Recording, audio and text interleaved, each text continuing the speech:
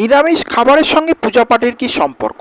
অনেকেই দেখবেন বলে থাকেন যে আমি যদি মাছ মাংস খেয়ে পুজো করি তাহলে কি ঠাকুর আমাকে দেখবে না, নিরামিষই কি খেতে হবে, এরকম শাস্ত্রে কোথায় লেখা আছে? এই যে বিধিবিধান, যে একটা তর্ক বিতর্কর মধ্যে দেখুন, কোনো শাস্ত্রীয় রেফারেন্স না দিয়ে যদি আমি একটা সাধারণ যুক্তিতে বলি, দেখবেন নিরামিষ খাবারের মধ্যে কোনো উগ্র আষ্টে গন্ধ ছাড়ে না, একটা পবিত্রতার একটা বিষয় থাকে, যেটা আমরা সকলেই মান্যতা দিই। আর আমিষযুক্ত খাবার যদি মাছ, মুরগির মাংস, খাসির মাংস, বিরিয়ানি, কাঁচা পেঁয়াজ, রসুন ইত্যাদি যদি আমরা দেখবেন যখন খাই বাড়িতে, খাবার পরে আমরা যতই সাবান দিয়ে হাত ধুই, মুখ ধুই, দেখবেন হাতে না একটা আষ্টে গন্ধ, গায়ে একটা আষ্টে গন্ধ, মুখে একটা আষ্টে গন্ধ থাকে। এবার ওই অবস্থাতে যদি আমরা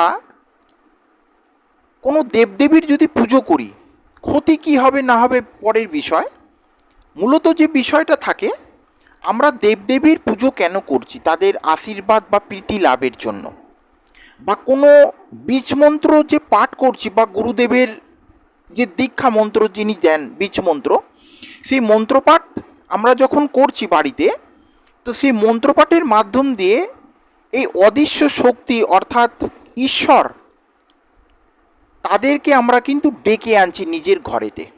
এটা একটা মান্যতার বিষয়। তো তাদেরকে আমরা ডেকে কেন আনছি দেবদেবীদের?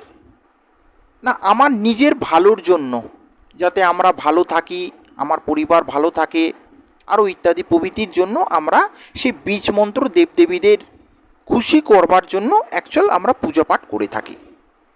এইবারে দেখবেন, আপনারা এটা অনেকেই শুনেছেন যে কোনো দেবদেবী ফট করে সাধারণ কোনো বাড়িতে কিন্তু আসেন না, তারা তাদের অনুচর সহচর গণদের অ্যাকচুয়াল পাঠান।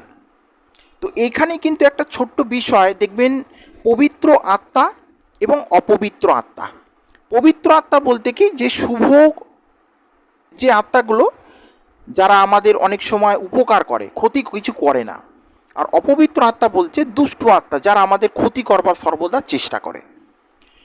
তো এই দেবদেবীদের একটা অদৃশ্য শক্তি, এই শুভ আত্মাই যদি ধরি, তারা যখন কোনো যজমানের বাড়িতে, অর্থাৎ যে ভক্ত সেই দেবদেবীকে ডাকছেন মন্ত্রপাঠের মাধ্যম দিয়ে, বীজ মন্ত্রের মাধ্যম দিয়ে, তাদের বাড়িতে যখন সেই অদৃশ্য আত্মা আসছে, তার ওই মুখে আষ্টে গন্ধ অ্যাকচুয়াল দেবদেবীরা বা সেই পবিত্র আত্মারা সহ্য করতে পারে না। দেখবেন একটা কথাতে আছে যে মা মনসা ঠাকুর ধুনোর গন্ধ সহ্য করতে পারে না, এই একই বিষয়।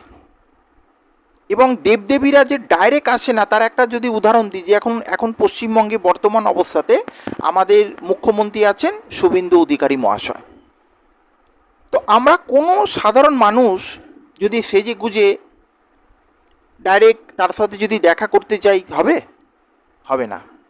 তার পিএ বা তার নিচু কোনো অফিসার যারা অ্যাসিস্ট্যান্ট থাকেন, তাদের সাথে দেখা করে আমাদের বিষয়বস্তু কি হয়েছে না হয়েছে, এই দরকার একটা ডেট তিনি দেবেন। তো সেই অবস্থাতে আমরা তার পরবর্তী ক্ষেত্রে সেই শুভেন্দুবাবুর সাথে গিয়ে, মুখ্যমন্ত্রীর সঙ্গে গিয়ে হয়তো দেখা করতে পারি। ঠিক একরূপ তদ্রূপ এই বিষয়টাও, যে কোনো দেবদেবী আমরা তাকে যতই ডাকি না কেন, তিনি কিন্তু প্রথম অবস্থাতেই আমাদের কাছে চলে আসেন না। এগুলো একটা মাধ্যম থাকে, অতীব সংক্ষিপ্ত ভিডিওর মাধ্যম দিয়ে এগুলো বলা যায় না। এগুলো একটা স্তর বা মাধ্যম থাকে, যে কোন পদ্ধতিতে দেবদেবীকে দর্শন পাওয়া যায় বা তার একটা অনুভূতি পাওয়া যায়।